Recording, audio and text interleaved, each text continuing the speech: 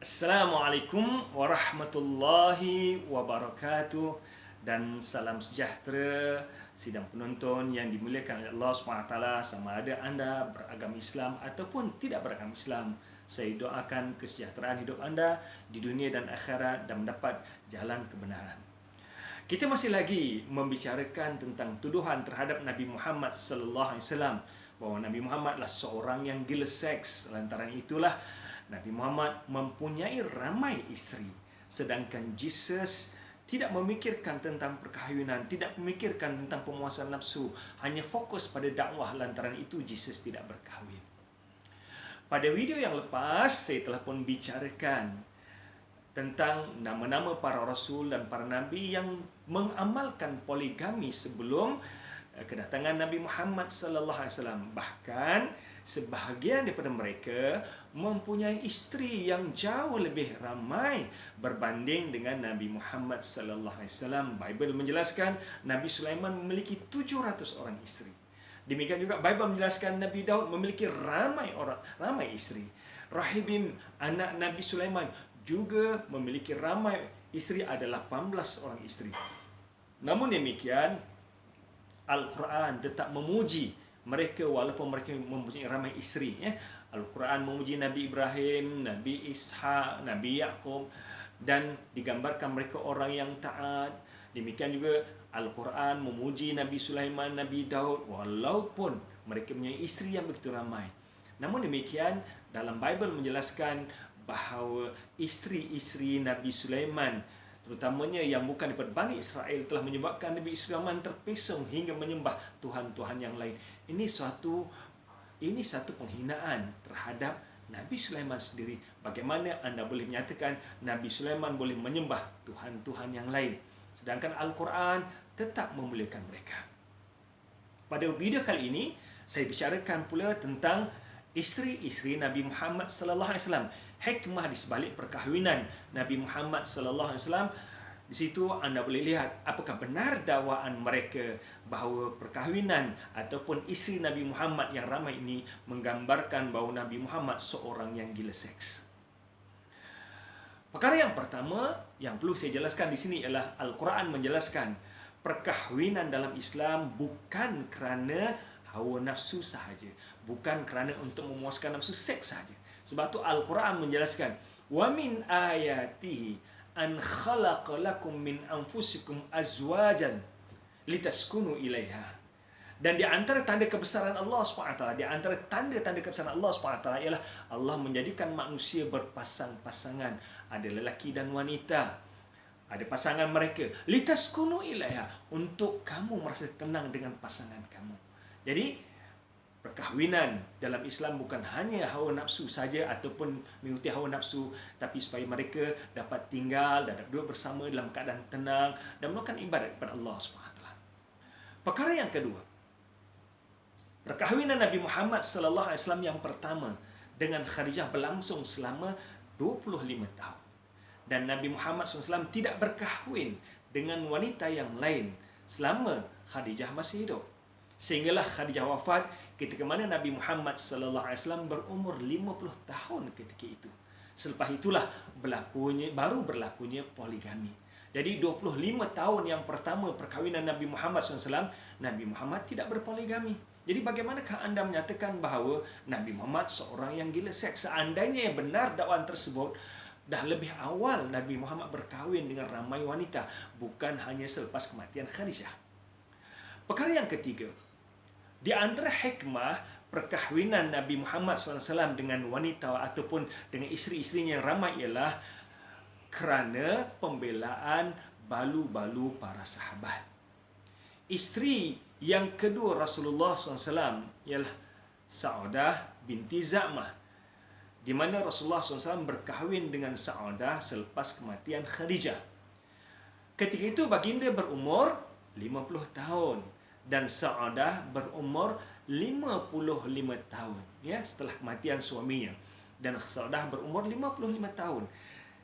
Saudah lebih tua, 5 tahun lebih tua daripada Nabi Muhammad sallallahu alaihi wasallam. Sekiranya benar dakwaan kamu, dakwaan anda bahawa Nabi Muhammad berkahwin kerana hawa nafsu, pastinya perkahwinan yang kedua ini tidak berlaku dengan orang yang lebih tua, 5 tahun lebih tua, berumur 55 tahun ketika itu. Sekiranya benar Nabi Muhammad berkahwin kerana nafsu, pastinya baginda akan mencari ramai wanita-wanita yang jauh lebih muda daripada baginda. Tapi isteri yang kedua baginda ialah Saudah binti Zam'ah, yang merupakan di antara orang yang paling awal memeluk agama Islam setelah kematian suaminya. Kali itulah Rasulullah SAW berkahwin dengan Saudah binti Zam'ah. Bahkan kalau kita perhatikan, ayah pada Saudah adalah di antara orang yang paling awal memeluk agama Islam. Yang kedua, Zainab binti Khuzaimah. Rasulullah berkahwin dengan Zainab binti Khuzaimah ketika mana Zainab telah pun menjangkau umur 29 tahun. Kerana suaminya Abdullah bin Jahsh yang juga merupakan sepupu baginda sallallahu alaihi wasallam telah pun syahid dalam peperangan Uhud. Mereka suami isteri di antara orang yang paling awal memeluk agama Islam, dan mereka juga di antara orang yang turut serta berhijrah ke Habsyah, hijrahan yang pertama. Dan daripada awal mereka bersama dengan Rasulullah sallallahu alaihi wasallam mengembangkan dakwah Islam. Apabila suami Zainab binti Khuzaimah ini syahid, Abdullah bin Jahsh syahid dalam peperangan Uhud, Rasulullah membela Zainab binti Khuzaimah ini dengan mengambil beliau sebagai isteri baginda sallallahu alaihi wasallam. Mengenangkan ramai di kalangan mereka ini di antara sahabat yang awal memeluk agama Islam, dan Zainab juga bersama dengan suaminya di antara orang yang paling awal memeluk agama Islam. Kemudian Rasulullah SAW juga berkahwin dengan Hafsah yang suaminya telah pun syahid dalam peperangan Uhud. Di mana suami pada Hafsah yang bernama Hunais bin Huzaifah telah pun syahid dalam peperangan Uhud. Di kala itu Hafsah berumur 21 tahun. So, Hafsah di antara balu yang kematian suami dalam peperangan Uhud, Rasulullah SAW menjadikan ataupun mengambil Hafsah sebagai isteri baginda, membela balu yang kematian suami dalam peperangan Uhud. Dalam masa yang sama juga, ia menautkan hubungan di antara Rasulullah SAW dengan Umar Al-Khattab. Ini ikatan bersama masyarakat Quraisy di samping membela balu yang telah kematian suami dalam peperangan Uhud. Hikmah yang berikutnya, hikmah sudut pendidikan dan tarbiyah. Isteri-isteri Rasulullah lah yang lebih mengetahui apa yang dilakukan oleh Rasulullah bersama dengan isteri-isterinya di rumah. Apakah yang dilakukan oleh Rasulullah SAW sewaktu berada di rumah, dengan tahajudnya, dengan puasa dan sebagainya. Para isteri yang lebih mengetahui. Lantaran itulah di antara hikmah perkahwinan Rasulullah SAW ialah isteri-isterinya menjadi para fuqaha ataupun para ilmuwan. Dan di antara yang paling terkenal ialah Aisyah binti Abu Bakar. Ya, saya tidak nafikan perkahwinan Aisyah dengan Rasulullah menjadi isu yang akan kita bincangkan kemudian, di mana ramai yang menyatakan Rasulullah adalah seorang pedofilia kerana berkahwin dengan Aisyah ketika Aisyah hanya berumur 6 tahun dan tinggal bersama ketika Aisyah berumur 9 tahun. Kita akan bincangkan kemudian. Cuma apa yang saya nak tekankan di sini ialah hikmah berikutnya, hikmah tarbiyah dan pendidikan, di mana Aisyah di antara para sahabiah yang paling mahir dalam bidang fiqh. Aisyah di antara para sahabiah yang paling mahir dalam bidang fiqh. Begitu juga Ummu Salamah bintu Umayyah. Ketika baginda berkahwin dengan Ummu Salamah, Ummu Salamah telah pun berumur 34 tahun ketika itu. Beliau juga kematian suami, merupakan balu. Dan Rasulullah SAW apabila berkahwin dengan Ummu Salamah ini, menjadikan kita lihat bagaimana Ummu Salamah yang akhirnya dikenali sebagai salah seorang fuqaha yang terhebat, yang terkenal di kalangan para sahabiat ataupun para sahabat Nabi Muhammad sallallahu alaihi wasallam. Dan Ummu Salamah di antara orang yang paling banyak meriwayatkan, antara orang yang banyak meriwayatkan hadis-hadis Nabi Muhammad SAW selain Aisyah.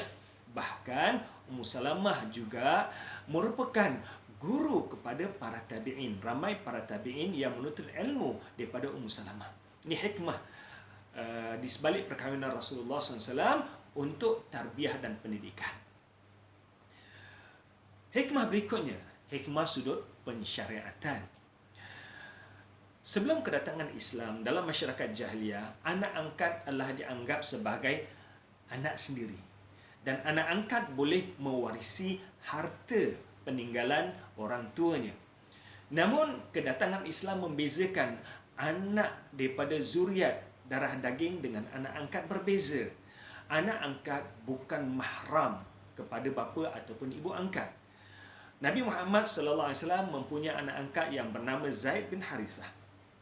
Rasulullah SAW telah pun meminangkan untuk Zaid berkahwin dengan Zainab binti Jahsh yang merupakan sepupu kepada Rasulullah sallallahu alaihi wasallam. Namun demikian, perkahwinan di antara Zaid dengan Zainab tidak berlangsung dengan aman dan akhirnya mereka berpisah. Perpisahan ini berlaku di antara Zaid dengan Zainab binti Jahsh. Namun, hikmah persyaratan ini Allah memerintahkan Nabi Muhammad SAW untuk berkahwin dengan Zainab bagi memecahkan adat yang telah pun diamalkan oleh orang masyarakat jahiliyah dahulu bahawa anak angkat seperti anak sendiri. Jadi, menantu angkat adalah seperti mana menantu sendiri yang merupakan mahram. Namun demikian, syariat Islam menjelaskan bahawa anak angkat ada beza dengan anak darah daging. So, menantu angkat ini dibolehkan untuk berkahwin dengan mertua angkatnya. Jadi, Rasulullah SAW berkahwin dengan Zainab binti Jahsh yang merupakan bekas isteri anak angkatnya, Zaid bin Harithah, adalah salah satu hikmahnya sudut pensyariatan, membuang budaya dan adat orang Arab dahulu yang menganggap anak angkat adalah seperti anak sendiri. Hikmah berikutnya kita lihat, hikmah sudut sosial dan kemasyarakatan. Di antara orang yang paling kuat memerangi Islam, pemimpin Quraisy yang paling kuat memerangi Islam ialah Abu Sufyan. Namun demikian, tahukah anda, salah seorang anak Abu Sufyan menjadi isteri pada Rasulullah sallallahu alaihi wasallam. Walaupun Abu Sufyan adalah musuh yang paling kuat memerangi umat Islam dan paling lama memerangi Islam, ya, antara pemimpin Quraisy yang paling lama memerangi Islam ialah Abu Sufyan. Lebih kurang 21 tahun beliau memerangi Islam dan akhirnya memeluk agama Islam. Namun demikian, Ummu Habibah Ramlah binti Abu Sufyan telah berkahwin dengan Rasulullah sallallahu alaihi wasallam ketika mana beliau berumur 31 tahun. Apa yang berlaku ialah Ramlah binti Abu Sufyan ataupun Ummu Habibah ini telah pun berhijrah ke Habsyah bersama dengan Ubaidillah bin Jahsh, bersama dengan suaminya. Namun suaminya Ubaidillah bin Jahsh telah pun keluar pada agama Islam di Habsyah lalu memeluk agama Kristian. Dan Rasulullah SAW yang mengetahui perkara ini mengutus surat kepada Raja Najasyi melamar Ummu Habibah. Dan Ummu Habibah setuju ke atas lamaran ini. Dan apabila berita ini sampai kepada Abu Sufyan tidak melarang, bahkan mengiyakan, sebab Abu Sufyan mengakui bahawa Nabi Muhammad memang seorang yang berakhlak mulia. Cumanya Abu Sufyan tidak setuju dengan ataupun tidak menerima dakwah Islam ketika itu. Walaupun pada akhirnya pada tahun yang ke-8 Hijrah, akhirnya Abu Sufyan telah memeluk agama Islam. Jadi perkahwinan Ummu Habibah Ramlah binti Abu Sufyan ini ada hikmah sudut sosial dan kemasyarakatan. Perkahwinan ini juga telah pun menyebabkan tekanan-tekanan Abu Sufyan dan orang kafir Quraisy terhadap umat Islam agak berkurangan sebab Abu Sufyan telah pun menjadi bapa mertua Nabi Muhammad sallallahu alaihi wasallam, walaupun Abu Sufyan tidak memeluk agama Islam lagi ketika itu. Hikmah yang berikutnya, hikmah sudut dakwah dan politik. Dakwah dan politik. Kalau kita perhatikan, setelah umat Islam berhijrah ke Madinah dan berjaya mendirikan negara Islam Madinah, berlakunya perjanjian damai di antara umat Islam dan juga orang Yahudi. Walaupun selepas itu pencabulan demi pencabulan dilakukan oleh orang Yahudi dan telah menyebabkan berlakunya peperangan di antara umat Islam dengan orang Yahudi, namun di sebalik itu berlakunya perkahwinan antara Nabi Muhammad sallallahu alaihi wasallam dengan anak-anak pemimpin orang Yahudi telah pun menautkan hubungan di antara umat Islam dan orang Yahudi. Contoh yang paling baik, kita boleh ambil contoh di sini, adalah perkahwinan Nabi Muhammad SAW dengan Juwairiyah binti Harith. Ketika itu Juwairiyah berumur 21 tahun dan ayah Juwairiyah adalah merupakan ketua kabilah Bani Mustaliq. Dan hikmah perkahwinan di antara Juwairiyah yang telah menjadi tawanan ketika itu kemudian dibebaskan, dan Rasulullah SAW melamar Juwairiyah untuk memperistikan beliau dan beliau setuju. Masyarakat Yahudi Bani Mustaliq teruja melihat kepribadian Rasulullah SAW sendiri, layanan umat Islam terhadap tawanan perang, dan akhirnya mereka yang tertawan ini semuanya memeluk agama Islam. Dan perkahwinan di antara Rasulullah SAW dengan Juwairiyah binti Harith ini daripada kabilah Bani Mustaliq telah menautkan hubungan di antara umat Islam dengan Yahudi Bani Mustaliq, menyebabkan ramai kalangan Yahudi Bani Mustaliq telah pun memeluk agama Islam ketika itu. Demikian juga dalam peperangan Bani Nadir antara umat Islam dengan Bani Nadir, Rasulullah SAW dalam peperangan ini telah pun berjaya mengalahkan, umat Islam telah berjaya mengalahkan Bani Nadir dan beberapa orang tertawan. Antara yang tertawan ialah Sufyah binti Huyai. Dan dalam peperangan ini ayah Sufyah binti Huyai, iaitu Huyai bin Adi, suaminya dan abangnya, telah pun terbunuh. Rasulullah SAW telah pun melamar Sufyah untuk menjadikan isteri baginda, dan Sufyah setuju untuk menjadi isteri Rasulullah SAW. Dan kita lihat perkahwinan di antara Nabi Muhammad SAW dengan Sufyah ini juga meredakan perbalahan ataupun persekitaran di antara umat Islam dengan orang-orang Yahudi. Hikmah berikutnya, hikmah hubungan antara bangsa. Apabila Islam telah bertapak kukuh di Madinah dan berlakunya perjanjian Hudaibiyah, gencatan senjata selama 10 tahun di antara orang Islam dan orang Yahudi. Perkara ini ataupun perjanjian Hudaibiyah ini telah pun digunakan sepenuhnya oleh Rasulullah SAW untuk menyebarkan dakwah Islam secara aman dan tenang di luar kota Madinah. Di antara dakwah yang disampaikan oleh Rasulullah SAW ialah dakwah ke Mesir, di mana Rasulullah SAW telah memutuskan Hatib bin Abi Balta'ah kepada Raja Mauqaqis, penguasa Mesir ketika itu, mengajak mereka, Raja Mesir dan rakyatnya, untuk menerima agama Islam. Namun demikian, walaupun Mauqaqis menerima surat ini, namun baginda tidak meyakini bahawa Nabi akhir zaman akan dibangkitkan di semenanjung tanah Arab. Lantaran itu, beliau ataupun baginda tidak menerima dakwah Islam. Namun demikian, baginda menghormati pelawaan Nabi Muhammad sallallahu alaihi wasallam walaupun tidak menerima ajaran Islam.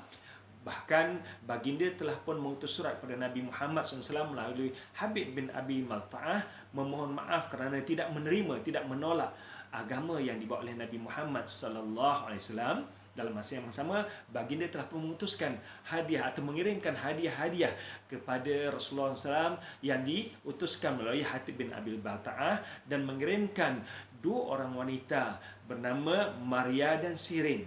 Yang akhirnya Maria Qibtiyah ini menjadi isteri Rasulullah SAW. Berlakulah hubungan antarabangsa di antara kerajaan Islam dan kerajaan Kristian yang ada di Mesir ketika itu. Manakala Sirin pula telah pun dikahwinkan atau berkahwin dengan Hatib bin Abi Balta'ah. Ini di antara hikmah-hikmah perkahwinan Nabi Muhammad SAW dengan isteri-isteri baginda yang kita lihat ada banyak hikmah di sebalik perkahwinan tersebut. Demikian juga kalau kita perhatikan, antara perkara yang paling besar yang dilakukan oleh orang kafir Quraisy ialah mencari jalan untuk melemahkan dakwah Islam. Namun demikian, kita tidak pernah dengar tuduhan orang kafir Quraisy menyatakan bahawa Nabi Muhammad yang ramai isteri ini adalah seorang yang gila seks. Sekiranya benar dakwaan Nabi Muhammad seorang yang gila seks, pastinya orang kafir Quraisy ataupun musuh-musuh Islam zaman Nabi Muhammad telah pun menggunakan hujah ini untuk memburukkan Nabi Muhammad SAW. Namun tidak ada di kalangan mereka yang menyatakan bahawa Nabi Muhammad adalah seorang yang gila seks. Kita perhatikan, mereka menuduh Nabi Muhammad dalam bentuk yang lain sebagai ahli syair, sebagai ahli sahir dan sebagainya. Tetapi mereka tidak mampu untuk menyatakan bahawa Nabi Muhammad seorang yang gila seks, sebab mereka mengetahui Nabi Muhammad seorang yang berakhlak tinggi. Tidak seperti mana tuduhan yang anda berikan Nabi Muhammad sebagai seorang yang gila seks. Jadi tomahan yang tidak wujud zaman Nabi Muhammad SAW ini menggambarkan bahawa memang hakikat itu tidak wujud Nabi Muhammad seorang yang gila seks. Yang poin yang berikutnya yang saya nak tekankan bahawa kalau anda kaji sejarah Nabi Muhammad sallallahu alaihi wasallam, tidak ada pun kenyataan sama ada di kalangan orang Islam maupun musuh Islam yang menyatakan bahawa Nabi Muhammad seorang yang suka berpuya-puya dengan wanita. Sebaliknya, daripada awal sebelum Nabi Muhammad menjadi Nabi lagi, Nabi Muhammad telah pun digelar sebagai Al-Amin, seorang yang berakhlak tinggi. Bahkan ketika mana Nabi Muhammad menyebarkan dakwah di Mekah, mereka telah pun memberikan tawaran pada Nabi Muhammad, wahai Muhammad, sekiranya dakwah kamu ini inginkan harta, kami kumpulkan harta yang ada di Mekah untuk menjadikan kamu orang paling kaya. Tapi Nabi Muhammad tetap menolak. Sekiranya dakwah kamu kerana kamu inginkan jawatan menjadi raja, kami lantik kamu jadi raja. Tapi Nabi Muhammad juga tolak. Wahai Muhammad, sekiranya dakwah kamu kerana kamu inginkan wanita-wanita cantik, kami kumpulkan wanita-wanita yang cantik untuk menjadi isteri kamu. Nabi Muhammad juga menolak. Sekiranya Nabi Muhammad adalah seorang yang gila wanita, ketika itu pastinya Rasulullah SAW telah pun menerima tawaran untuk dikumpulkan wanita-wanita yang paling cantik di Mekah untuk menjadi isteri Rasulullah. Tapi Rasulullah tidak menerima tawaran ini. Ini fakta-fakta ini semua adalah menjadi dalil dan bukti yang jelas dakwaan anda bahawa ramainya isteri Nabi Muhammad sallallahu alaihi wasallam adalah bukti Nabi Muhammad seorang yang gila seks. Sebaliknya, sekiranya anda kaji sejarah sama ada di kalangan orang Islam ataupun musuh-musuh Islam mengakui kemurniaan akhlak Nabi Muhammad sallallahu alaihi wasallam yang punya akhlak yang cukup baik, punya akhlak yang cukup tinggi. Bahkan Abu Sufyan yang memusuhi agama Islam, apabila anaknya nak berkahwin dengan Rasulullah, Abu Sufyan tidak menolak kerana mengetahui kejujuran dan kemuliaan akhlak Nabi Muhammad sallallahu alaihi wasallam. Inilah dalil-dalil untuk menolak dakwaan yang menyatakan bahawa Nabi Muhammad berkahwin ada ramai isteri kerana mengikuti hawa nafsu ataupun gila seks. Dakwaan ini telah pun saya tolak dengan hujah-hujah tersebut, dan pada video berikutnya saya akan jelaskan sejauh manakah kebenaran dakwaan bahawa Jesus tidak berkahwin. Nantikan video berikutnya. Sekian saja untuk kali ini. Assalamualaikum warahmatullahi wabarakatuh.